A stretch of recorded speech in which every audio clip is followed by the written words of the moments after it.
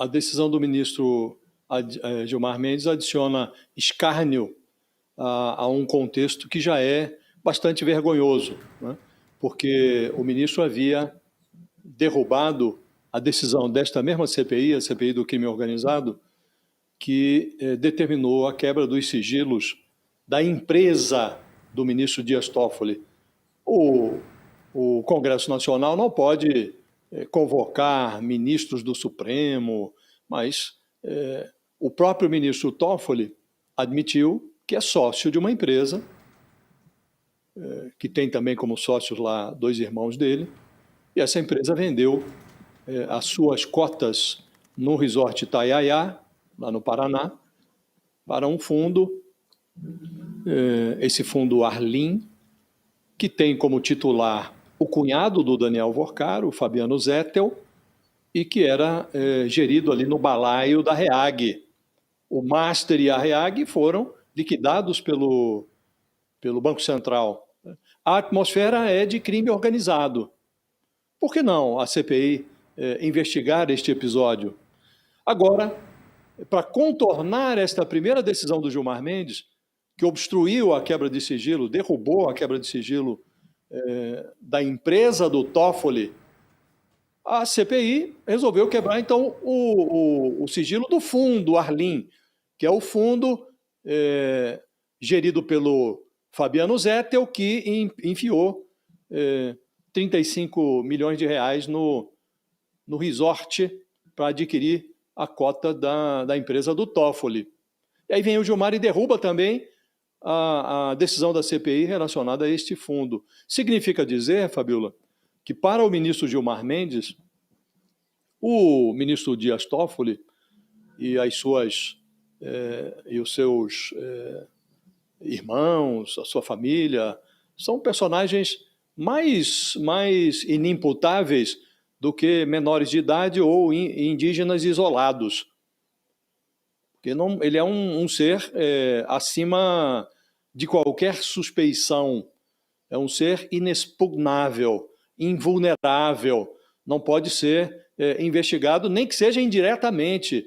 Os negócios dele estão fora do alcance de uma investigação parlamentar. Como o ministro Edson Fachin, seguindo deliberação que foi tomada naquela reunião secreta realizada no Supremo, mandou para o arquivo morto as provas vivas colecionadas pela Polícia Federal, num documento de 200 páginas, sobre as relações tóxicas, promíscuas do ministro Toffoli com o esquema do Daniel Worcaro. Como tudo isso foi para o arquivo morto, então ninguém vai investigar, vai ficar por isso mesmo, vamos todos fingir que nada foi descoberto sobre a empresa do ministro Toffoli?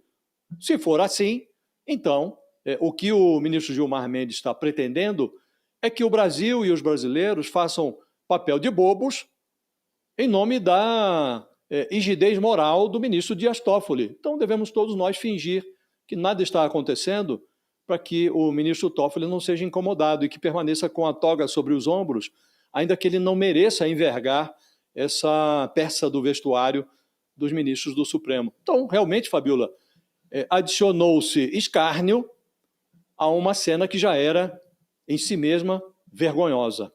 Vamos lá, Josias, você ia comentar uma coisa enquanto eu te cortei ali naquela hora, vai lá.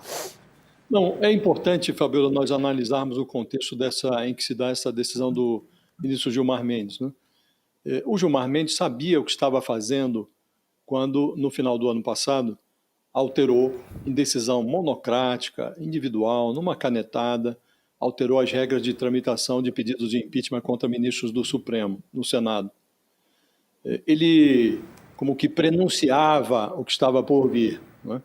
Pois ele andou alterando a decisão dele, mas a decisão continua em vigor. Hoje é mais difícil do que anteontem de obter a tramitação de um pedido de impeachment contra ministro do Supremo no Senado.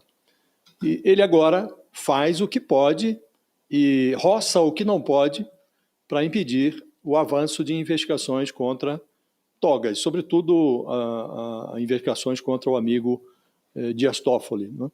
E ontem, eu assisti o pedaço da sessão em que se discutia a quebra de sigilo desse fundo Arlim, o fundo que investiu no resort do Toffoli, houve um debate muito intenso na comissão, na CPI do crime organizado.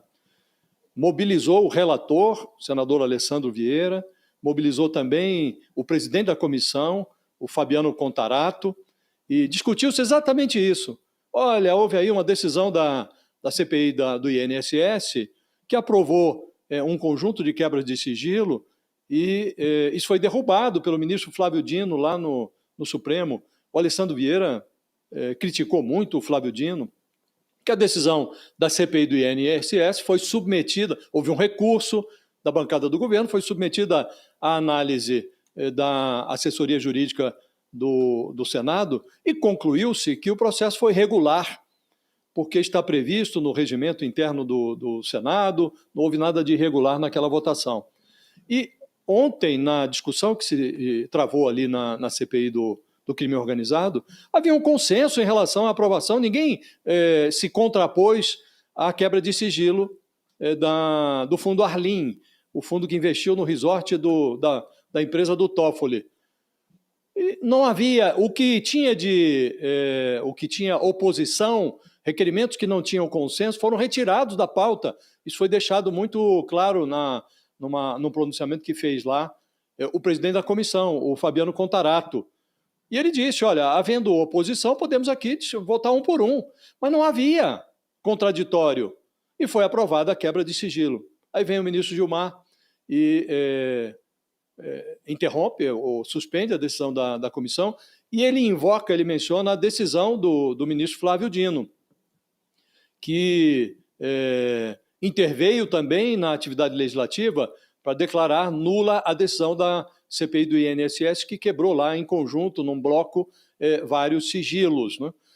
Ocorre que o próprio ministro Gilmar Mendes, curiosamente, ironicamente, ele acha que está muito correta a decisão do Flávio Dino, mas ele levou para o plenário, ele pediu, estava o julgamento da decisão do Dino já submetida à apreciação do colegiado, do plenário do Supremo, estava em julgamento num ambiente virtual. E pelas regras do Supremo, se alguém pede para que o caso vá para o plenário físico, o julgamento se interrompe e vai para debate no plenário físico. Então, quando esbarrou na decisão do Flávio Dino, que suspendeu a quebra de sigilo determinada pela CPI do INSS contra o filho do presidente, o Lulinha, o Gilmar Mendes simplesmente levou, em vez de votar, não, concordo, está certa a decisão do Flávio Dino, ele simplesmente interveio para mandar o caso para o plenário físico. Então, ele tem algum objetivo com isso. Agora, aqui ele está dizendo que concorda, ele menciona na decisão que se refere agora ao fundo que investiu no resort do Toffoli, ele menciona a decisão do Flávio Dino em relação à CPI do INSS. Então, Fabiola, fica tudo muito esquisito, porque se concorda com a posição do ministro Flávio Dino, o Gilmar Mendes já deveria ter avalizado, né? Ele demora também a dar o voto dele, parece sempre querer colocar recados subterrâneos nas decisões que profere, ele demora a proferir o voto dele na decisão da primeira turma, que resultou, por maioria, na manutenção do Daniel Vorcaro na cadeia. O prazo vai até sexta-feira, mas todos já votaram.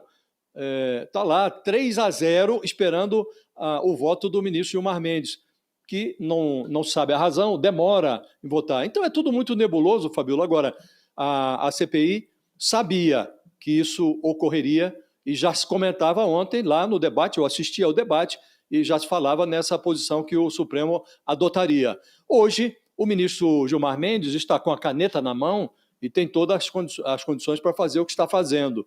Ocorre que esse jogo pode mudar, Fabiola, e as pesquisas prenunciam que o eleitor já valoriza o candidato ao Senado, que tem entre as suas prioridades a abertura de processos de impeachment no Senado contra ministros do Supremo. Amanhã, logo ali na virada da curva, em 2027, quando assumir o próximo Senado, se for um Senado menos generoso com o Supremo do que o atual, ele vai eleger um presidente que também não tenha os compromissos com o Supremo que tem hoje o senador